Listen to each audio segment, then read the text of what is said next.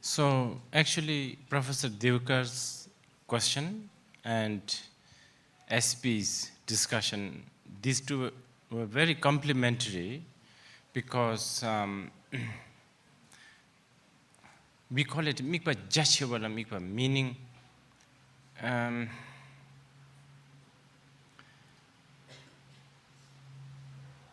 it's a really because of the view, actually. It is because of the view, different kind of attitude also arise because of the view. In the Charvakayana, distinctions between the samsara and the nirvana is much more sort of solid, if you like. Whereas in the Mahayana, it's a bit like moisture and water. They are neither one nor sort of different. But you cannot really separate moisture from water. There is no water without, if you extract all the moisture, the water is gone. So when a bodhisattva look at a sentient being, a kilo of a sentient being is a kilo of a Buddha. Basically, that's what we are talking about. Half a kilo of a emotion is a half a kilo of wisdom. Now, I'm talking slightly more tantric way, but not necessarily. Even in the Mahayana, the standard Mahayana Sutra does have that. Actually, it will come here. And this is very interesting. It will come maybe in the second chapter. What do you call it? What is the term? The caste in Indian caste. Varna, jati. What is jati? What does that mean? Birth. I think, yeah, okay. Sort of. You are the heir, right? The species I like the word species.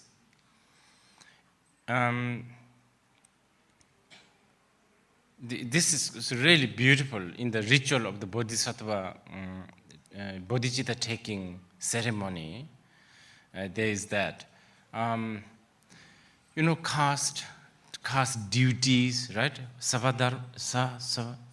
Swadharma, right? Caste duties. And once when we reach to the Mahayana, people like Śāntideva would say, the moment you have this wish to enlighten all sentient beings, moment you have the bodhicitta, you become, remember earlier in the stanza, you become the heir of the Buddha. So you have become Buddha, species, you are the Buddha species. So this is how the Bodhisattva look at you. This is the, sort of, the species. This is the Buddha species. And in fact, then, around the second chapter of this text, you say, okay, so now, this is your caste. So what is your swadharma? Caste duty. Your caste duty is the bodhisattva path. That's how it is introduced. Yes, Suresh, I can see some trouble here. Suresh? Okay. You forgot? Okay. So let me go through a little bit more. Yeah? Okay.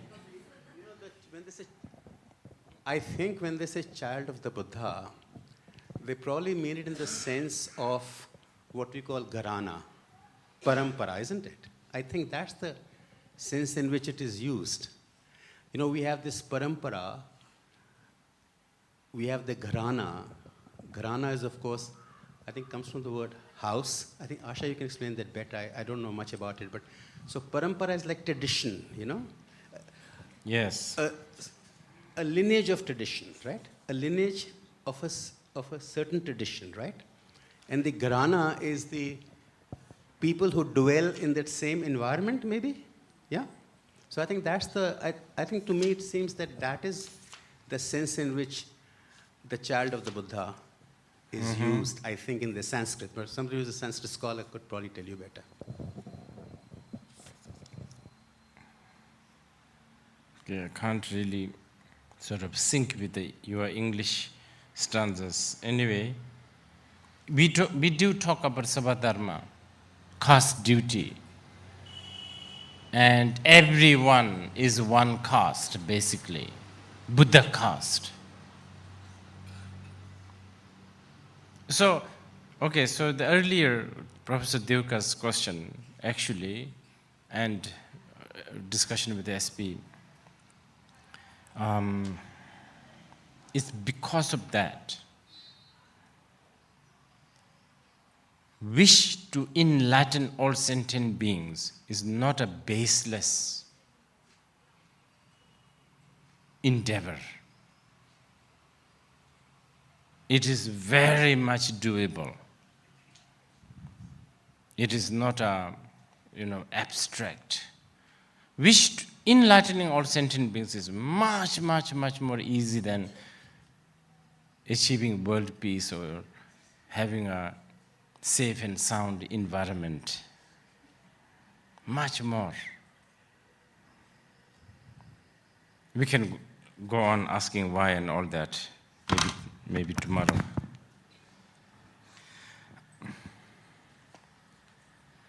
But if I just go through a bit of stanzas.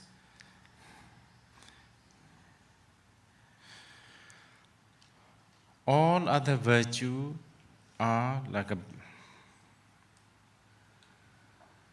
banana tree.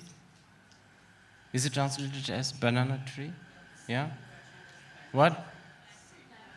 Yeah.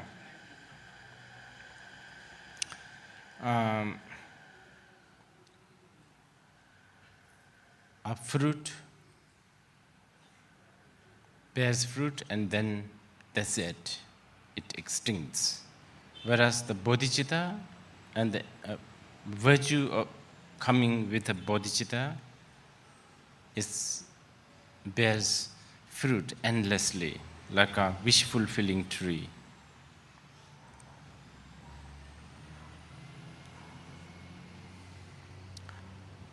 Bodhicitta is also like the reliable protector. Even though we may have done so many negative things, if suddenly we find bodhicitta,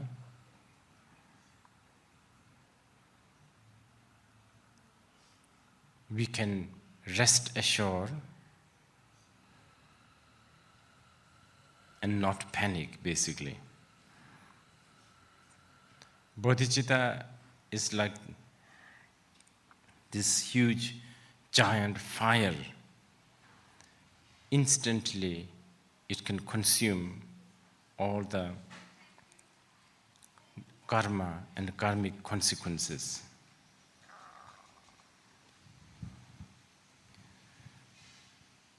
There are many benefits of the bodhicitta, which is explained in the sutras, discussion between Maitreya and Manibhadra. So, this profound bodhicitta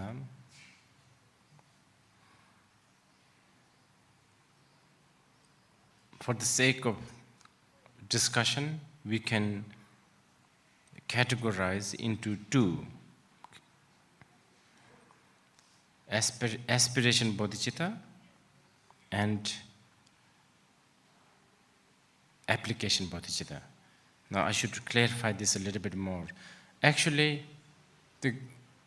if I categorize the bodhicitta, we have to categorize ultimate bodhicitta and the relative bodhicitta. But the ultimate bodhicitta comes on the 9th chapter, obviously, when we talk about emptiness. Here, from the chapter 1, we have extensive teachings on relative bodhicitta. So within the relative bodhicitta, there is aspiration bodhicitta and the application bodhicitta. Difference between these two bodhicitta is one is mere wish and the other is action that is accompanied with this wish. So a wise must understood. Between these two relative bodhicitta, there is many difference of mainly the difference of power. Aspiration bodhicitta bear a lot of fruit, but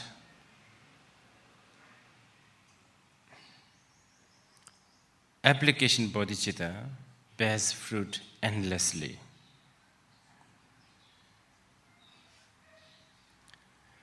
From the time an ignorant being like us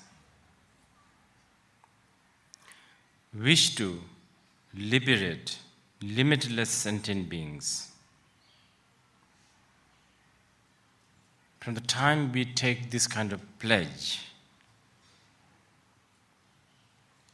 wholeheartedly and genuinely, from then on, if the person is distracted,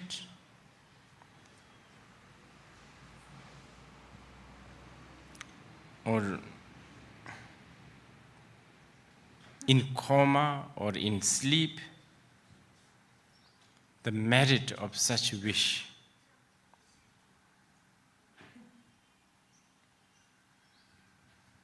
flourishes as limitless as sky. This is thoroughly explained in other sutras by the Buddha himself. Okay. In a way,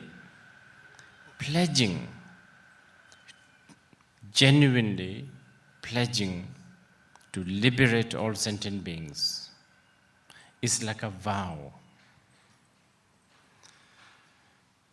A vow is a discipline. A vow also is like a vessel to multiply our merit and virtuous action. I'll give you an example. For instance, in our mundane life, we don't go on killing anyone. We don't do that. Like you and me, we don't go and kill. But we don't also necessarily collect any merit. We are not killing just because we are lazy or because we are incapable, or we just, why would we do that? But if we take a vow not to kill, then even when you sleep, when you are not really killing as you used to, but then even that mundane, insignificant action actually collects merit. Now, if you make a big pledge, like wishing to enlighten all the sentient beings, then this is a very big vow. So this is what Śāntideva is saying, that if we wish to liberate beings from mundane pain such as headache,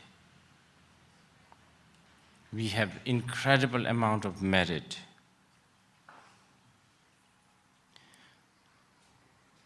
Even with this limited thought.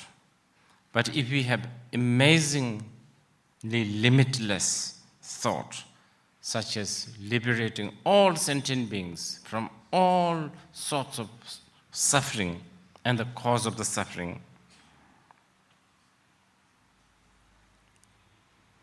what is necessary to explain the benefit of such thoughts and actions?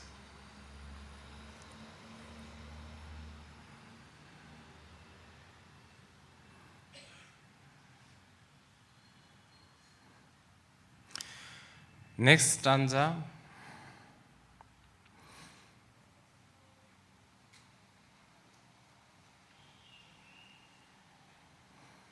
Again, insinuation is maybe not the right word, but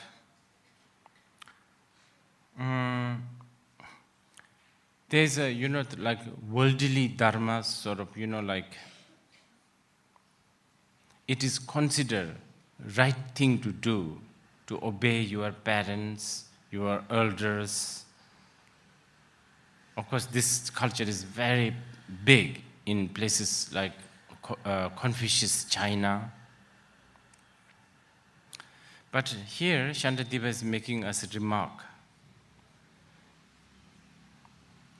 Even your father and mother, do they have such kind of grand thought to liberate all sentient beings? Yes, they may love you, they may be tender, they may be kind and compassionate towards you, only you, but they don't have the wish to enlighten all the sentient beings. Even the most respectable parents, they don't have.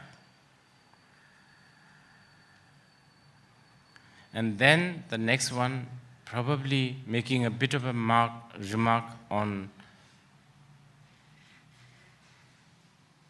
deities such as Indras, Brahma, Vishnu, Shiva, like even those gods, do they have this wish to enlighten all sentient beings? These beings, like your parents, all these gods and semi-gods, they may have not even dreamt such kind of wholesome thought.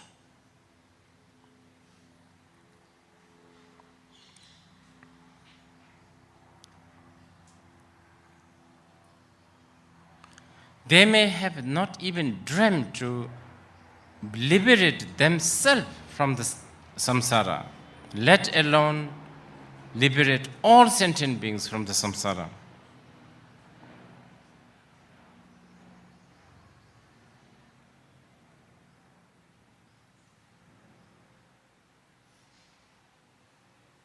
So, this wish to liberate all sentient beings, when it comes to you, when it arises, it is an amazing, it is something that is extraordinary and special.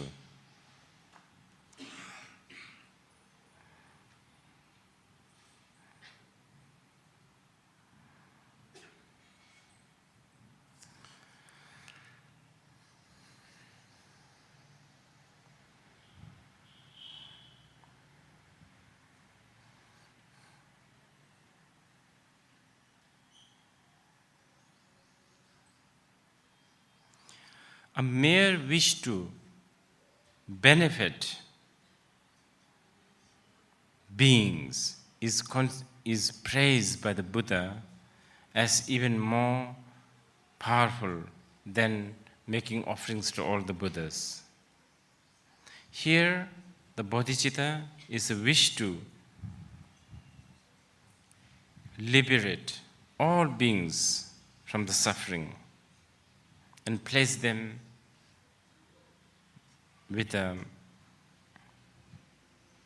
liberation,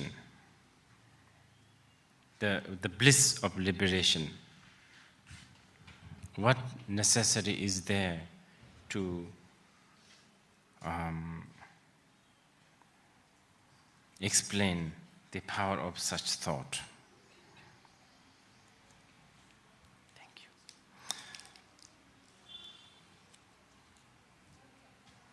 All sentient beings wishes to abandon suffering, yet they rush to the cause of the suffering. All sentient beings wishes to be happy, but because of their ignorance, they are totally alienated from the cause of the happiness.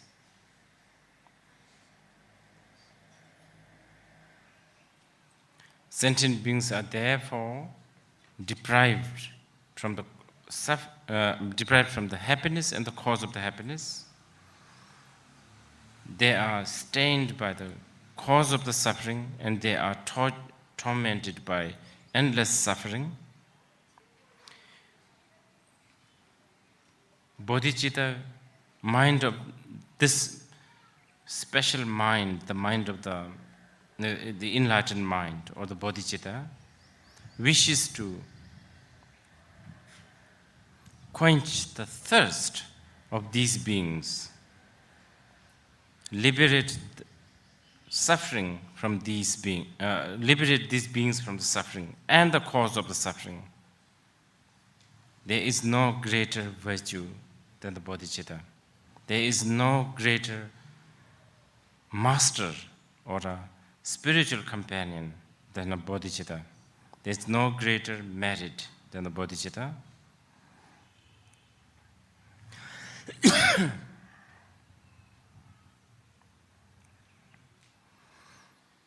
In the ordinary world, we consider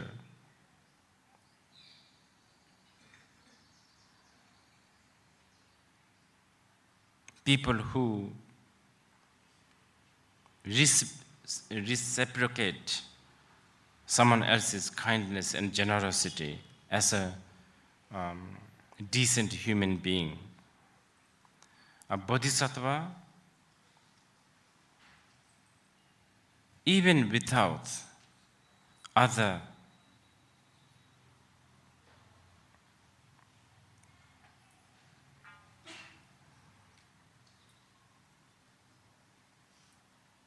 even without any sort of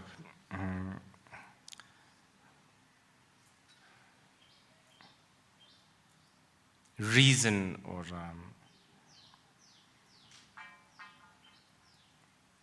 cause, voluntarily the bodhisattva acts for the benefit of the beings. Therefore, the bodhisattva who has such a bodhicitta has immeasurable merit and power.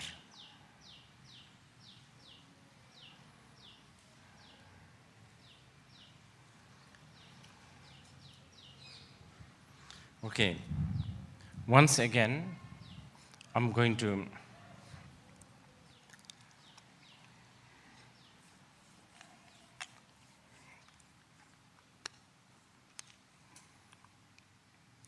draw your attention to the bodhicitta, especially in connection with wisdom that is mainly explained in the 9th chapter. Because as we hear the benefit of the bodhicitta, such as what you have heard, and tomorrow there is much more to come, danger is we may end up thinking bodhicitta as a mere sympathy. And I have to stress this. This is never the case. Having said that, okay, so you see, what I have said is the actual bodhicitta is the compassion and the wisdom together, right? And when we talk about the wisdom, we are talking about emptiness. So now, a young bodhisattva who just entered into this bodhisattva sphere, who has no background, but he or she is so attracted to this path of the warriorship. But we know that to get accustomed to concept like emptiness, even intellectually, is difficult. So for them, we have to start with something. So of course we start with love and compassion, but does that really qualify the complete bodhicitta? I've been saying no, right? So now, how do we qualify? How do we make these young bodhisattvas, bodhicitta, qualified to be actual bodhicitta? This is why the concept of wishing enlightenment to all sentient beings. There's two elements that you should notice. You are not just giving them food and shelter. You are giving them enlightenment. You are wishing. You are aspiring to give them enlightenment. That's one element. What is enlightenment? Then again, enlightenment is actualization of non-duality. That is enlightenment, right? In Mahayana Buddhism, in Buddhism, enlightenment is not a place to go. It is a total disappearance of delusion. Where does the delusion come from? Clinging to dualistic phenomena. So that's one aspect. The other aspect is this all sentient beings. Not just your parents, not just your children, not just your neighbor and countryman, but all sentient beings, including Donald Rumsfeld, I don't know, Chindambaram, is it?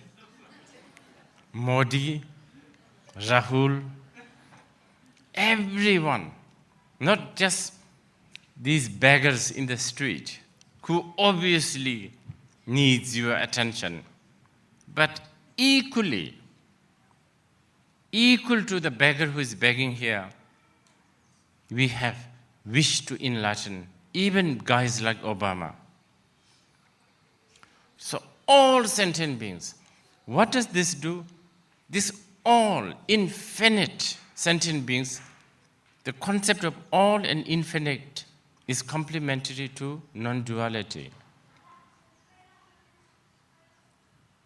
Because words like all, infinite, is very vague. So for this reason, if you, let's say,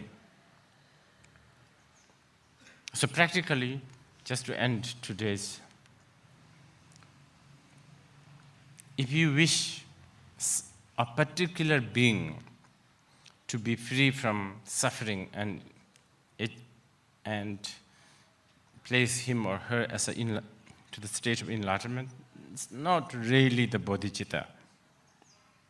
You can do that. So let's say you have a neighbor who is dying or sick. You can wish him or her his or her welfare, well-being, good health. But through that power of this good wish, may it cause enlightenment.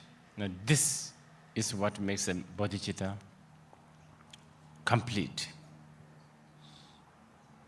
But yes, I know, until you have a proper grip on emptiness and so on and so forth, bodhicitta for the time being is a little bit, abstract for some people.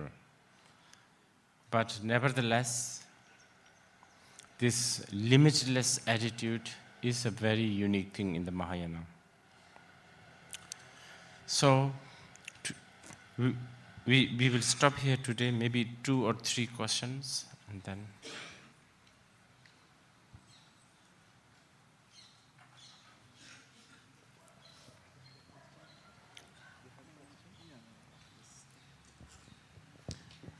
So, Rinpoche, just final. Then, do we simply talking about a process and not of a result when we are talking about the bodhicitta? Because it will sort of continue forever. So it will always be a process, and not like arathur, which is kind of a, we can say it's a kind of a result where it ends. But on the contrary, the Right. process.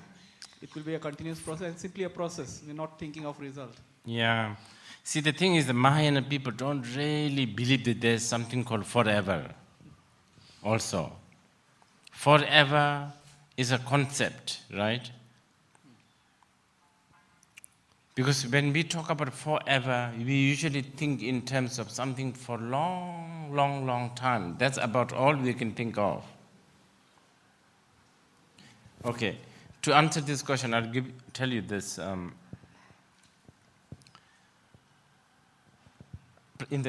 Towards the end of the Prajnaparamita Sutra, there's a discussion between the Bodhisattva and the Buddha. And this Bodhisattva comes and he said, he's just so tired. He can't do anything. He can't do this Bodhisattva business anymore because he's like, for so many lifetimes he has been, practicing bodhicitta, and there's so much hardship, even just to liberate one sentient being. The limitless amount of the emotion of this one sentient being alone is exhausting him. So, Buddha gave this example. Let's say a mother lost his child, a child who was, caught by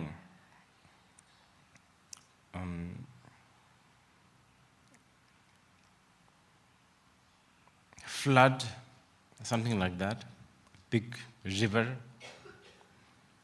Oh, actually, a mother who dreamt that her child is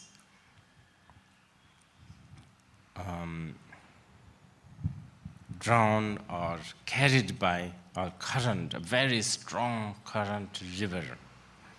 She will do everything to save this child. And in the process of saving this child, every second feels like hours and years. And when the mother wakes up, child is in her arm, peacefully sleeping. This is how things are.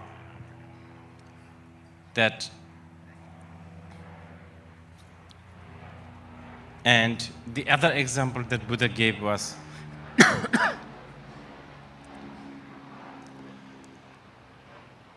from the time a being took a bodhisattva vow, and he goes through all this bodhisattva training, and at last he reached what we call the 10th Bhumi Bodhisattva. That's a really long time, something like almost 3 countless eons. And the Bodhisattva, the one who is asking, the Buddha, complaining about how long it is, Buddha said, on the 10th Bhumi Bodhisattva, when the Bodhisattva reached on the 10th Bhumi, the duration of 3 countless eons is as short as a spark coming from a fire, and the duration of that. So time is a total relative. So yes, it is a process, as it is a path, but duration, time, continuity, all this in reality does not exist. So it's very much the path of really combining the wisdom and the actual discipline again and again. Am I answering your question? Thank you. Okay. Poche, I want to ask, is Buddha nature synonymous to emptiness? Yes, you can say that, especially in the Mahayana Buddhism. Not in, I don't think the Tathagata Garbha term is popular. It's not that available in the Theravada. Thank you. Okay. Rinpoche, earlier you said that when I want to do something virtuous, my mind wants to do something non-virtuous. So where do you draw the line between I and my mind? Oh no, I mean, what I'm saying is, we are so accustomed to, we feel so comfortable, non-virtuous or not only non-virtuous, distracting thoughts. It's so, it's so difficult to burn an incense, let's say. But it's so easy to get into Facebook, even though probably the effort is almost similar. It's like that. It's just so easy to get into these things. That's Śāntideva was just saying that, look, we are it's so difficult for us to move our whole being to do something good. Yet we do anything that is not so wholesome, kind of comfortably and automatically. And so then you may think, okay, how can we ever get out of this? The force of negativity, force of materialism, force of distraction is so strong. How can we ever get out of this? And Śāntideva's answer is the bodhicitta. So the only bodhicitta can do this. Because there are many reasons which will come. Bodhicitta is also very soothing. Any other discipline will become a pain. It becomes sort of a routine thing to do. We are not saying that you should not do those things, but that bodhicitta must accompany.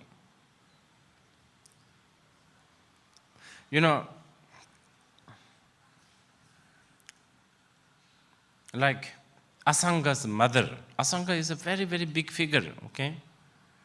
Very, very big in Buddhism, in Mahayana Buddhism. So big. It's because of him. The legacy of Asanga is, like Zen Buddhism, the China, Chan, all of that came from him. Where's Asanga from? SB, do you know? Yeah, but which part? Pakistan? Well, anyway, Vasubandhu, his brother is from Pakistan. Like his mother, she was a nun. She disrobed. That act of disrobing is a very, not only culturally in India, 2,000 years, maybe not, 2,000 years ago, India, disrobe. She actually kind of flirted with a prince. And she gave up her robe because she wanted to have a son to benefit Mahayana Buddha Dharma. From the Mahayana point of view, that act of disrobing is such an amazing thing. Conventionally, she has violated, disrobing, immoral, impure. Not just that, she actually jilted that prince and then she flirted with a Brahmin and then bore Vasubandhu, who became another great master who, if not for him, many of the Buddhist Shastras are lost. And her motivation was being a woman in ancient India, male-dominating society. She sees the situation of Buddhism and she just wanted to do something. And she thought, okay, I'm going to bear children. I will have son and I'm going to make them work for Buddha Dharma. And they did. They really, see, aspiration, power of aspiration is just so strong. Her aspiration and her effect of her aspiration still continues today. Many followers of the Chan in Japan, Korea, It's all because of her. Thank goodness she disrobed. So on this note, we should go and make merry in this partially Lala land. This is a very special place, you know.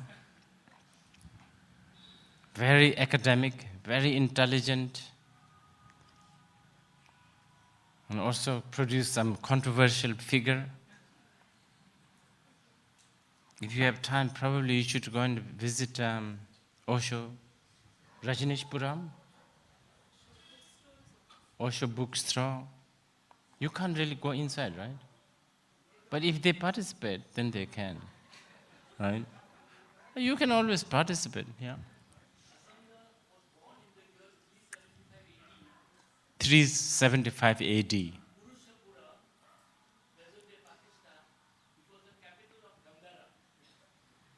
Where did you find that? Google. Okay. Okay. Let's end here.